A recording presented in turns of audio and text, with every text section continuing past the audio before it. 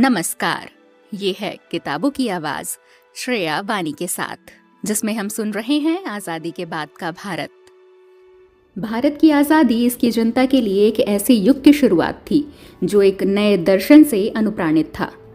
1947 में देश ने अपने आर्थिक पिछड़ापन, भयंकर गरीबी, करीब करीब निरक्षरता, व्यापक तौर पर फैली महामारी, भीषण सामाजिक विषमता और अन्याय के उपनिवेशवादी विरासत से उबरने के लिए अपनी लंबी यात्रा शुरू की। 15 अगस्त 1947 मात्र पहला पड़ाव था। यह उपनिवेशवादी राजनीतिक नियंत्रण में सिर्फ पहला विराम था। शताब्दियों के पिछड़ेपन को अब समाप्त किया जाना था। स्वतंत्रता संघर्ष के वादों को पूरा किया जाना था और जनता की आशाओं पर खरा उतरना था। राष्ट्र निर्माण के कार्य को भारतीय जनता और उसके नेताओं द्वारा एक उत्साह, दृढ़ निश्चय तथा सफल होने की अपनी क्षमता पर आत्मविश्वास के साथ शुरू किया गया।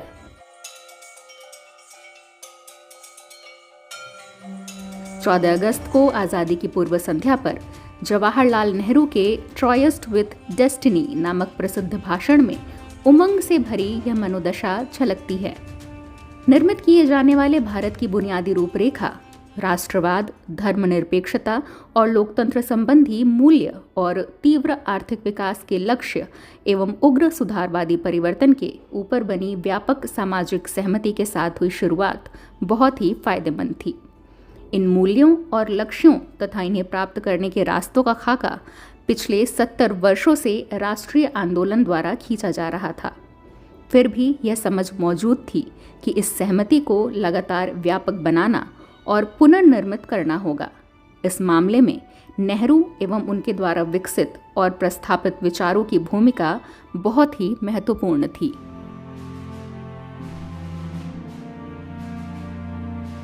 प्राथमिक लक्ष्य। सबसे पहला और सबसे जरूरी काम भारत की एकता को ठोस और मजबूत बनाना और उसे सुरक्षित रखना था। भारतीय राष्ट्र के निर्माण की प्रक्रिया को आगे बढ़ाना तथा राष्ट्रीय राजसत्ता को विकास एवं सामाजिक रूपांतरण के उपकरण के रूप में विकसित एवं सुरक्षित रखना सबसे महत्वपूर्ण काम था। यह महसूस किया जा रहा था कि भारतीय एकता को आंख मूंद कर मान नहीं लेना चाहिए। इसे मजबूत करने के लिए यह स्वीकार करना चाहिए कि भारत में अत्यधिक क्षेत्रीय, भाषाई, जातीय और धार्मिक विभिन्नताएं मौजूद हैं। भारत की बहुतेरी अस्मिताओं को स्वीकार करते एवं जगह देते हुए तथा देश के विभिन्न भागों और लोगों के विभिन्न तबकों को भारतीय संघ में पर्याप्त स्थान देकर भारतीयता को और भी विकसित किया जाना जरूरी था। इस परियोजना को ठीक ही एक दीर्घकालीन और सतत चलने वाली प्रक्रिया के रूप में देखा गया, जिसमें भारतीयता की परिभाषा को सतत पुनर्भाषित किया जाना था। इस संदर्भ में सबसे मूलभूत चीज धर्मनिरपेक्ष दृष्टिकोण था। राष्ट्र के नेतागण भारत के विभाजन तथा उसके बाद होने वाले दंगों से बिना परेशान हुए एक धर्मनिरपेक्ष समाज और राज्य का निर्माण करने निकल पड़े।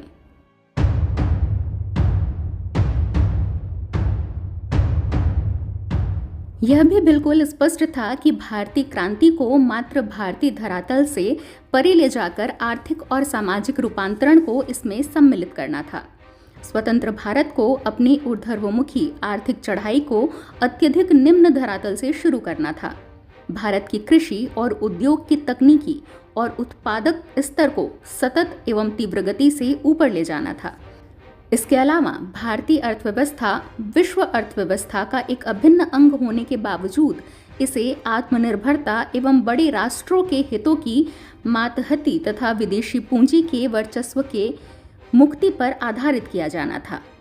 यह काम बाजार की शक्तियों और निजी उद्योगों के निर्बाध सक्रियता से पूरा नहीं किया जा सकता था।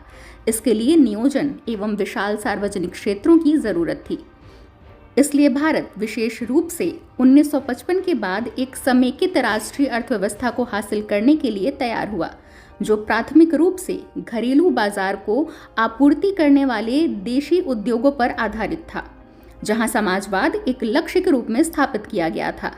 वहीं भारतीय प्रयासों का सार तत्व उसकी अर्थव्यवस्था में ऐसी संरचनात्मक रूपांतरणों की तरफ निर्देशित था जो इसे एक स्वतंत्र राष्ट्रीय अर्थव्यवस्था के रूप में परिणित कर दे। सामाजिक परिदृश्य भी तीव्र रूपांतरण की मांग करता था।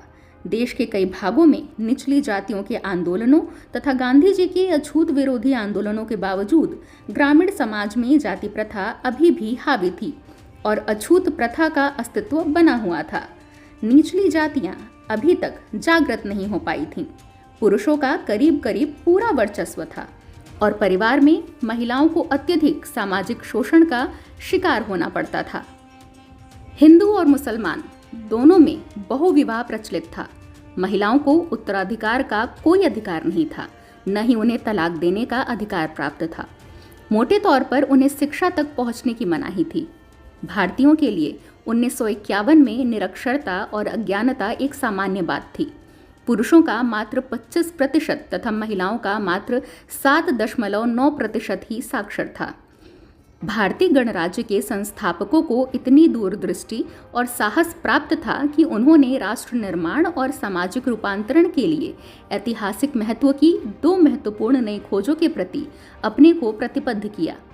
पहला, एक निरक्षर जनता के बीच जनवादी और नागरिक अधिकारों पर आधारित समाज के निर्माण का निर्णय, और दूसरा, एक जनवादी राजनीतिक व्यवस्था के अंदर आर्थिक विकास का कार्यान्वयन।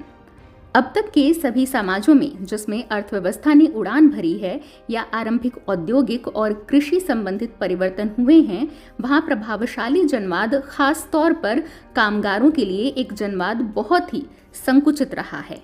दूसरी तरफ अपने आरंभ से ही भारत एक जनवादी और नागरिक अधिकारों पर आधारित राजनीतिक व्यवस्था एवं वयस्क मताधिकार के आधार पर संचालित होने वाले उन्मुक्त चुनावों और उस पर आधारित सरकार की प्रतिनिधिमूलक व्यवस्था के प्रति शुरू से ही प्रतिबद्ध था।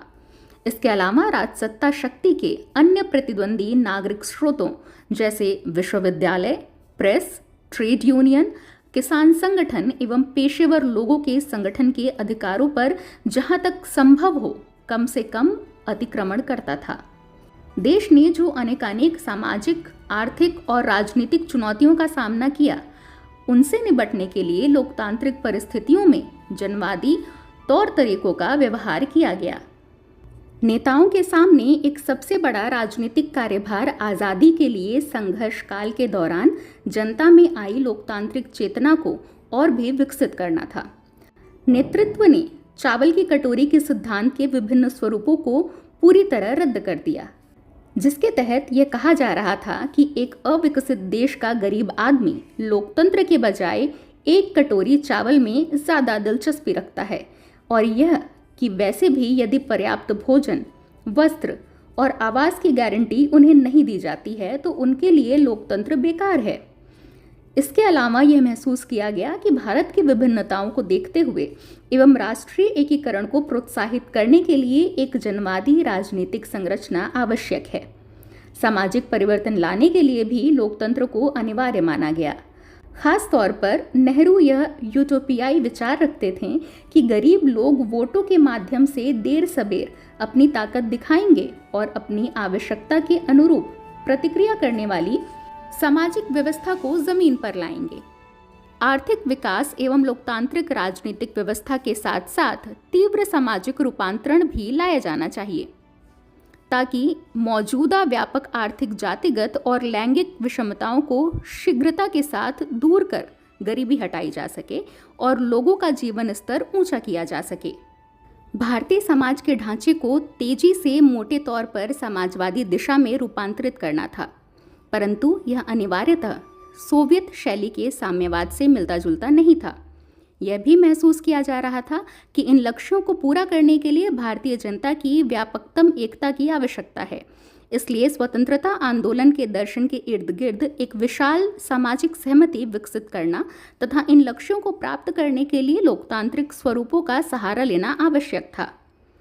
राष्ट्रीय आंदोलन ने यह आशा जगा दी थी कि सामाजिक और व्यक्तिगत संपन्नता तेजी से बढ़ेगी, सामाजिक और आर्थिक समता एवं समानता आएगी तथा जिंदगी सुंदर हो जाएगी।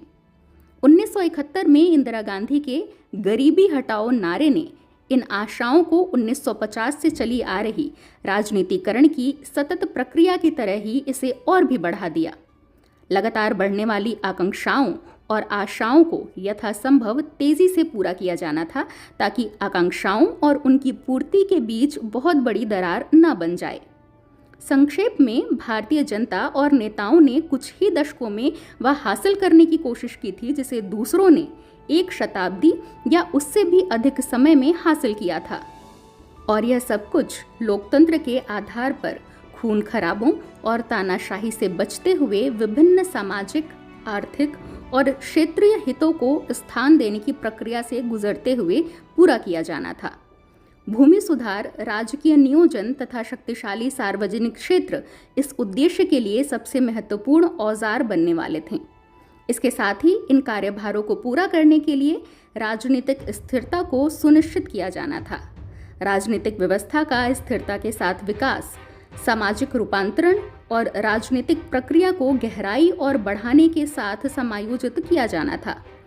भारतीय क्रांति को क्रमिक, अहिंसक और राजनीतिक स्थिरता पर आधारित होना था, लेकिन फिर भी इसे एक क्रांति बनना था।